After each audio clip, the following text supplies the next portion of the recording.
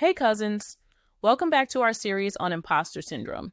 I'm Kai from Created for a Purpose, and today we're focusing on reframing negative thoughts. Negative thoughts are a common symptom of imposter syndrome. You might catch yourself thinking, I'm not good enough, or I don't deserve this success. These thoughts can be powerful, but with practice, you can learn to reframe them into more positive and constructive ones. One technique to reframe negative thoughts is to challenge their validity. When you have a negative thought, ask yourself, is this really true? Look for evidence that contradicts the thought.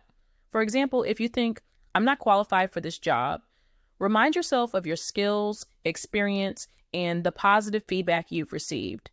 Another approach is to reframe the thought into a growth-oriented perspective. Instead of thinking, I'm not good enough, try thinking, I'm learning and improving every day. This shift in mindset focuses on growth and progress rather than fixed limitations. You can also use positive affirmations to counteract negative thoughts. Affirmations are positive statements that reinforce your self-worth and capabilities. For instance, you might say, I am capable and deserving of my success, or I am constantly growing and evolving. It's important to be patient with yourself as you practice reframing.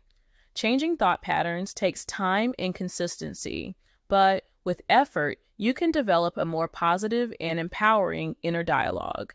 Share in the comments if you've tried reframing negative thoughts and how it has helped you. And remember, there's a free download link in the description with more information and resources on imposter syndromos. It's a great tool to help you practice reframing. See you tomorrow for more insights.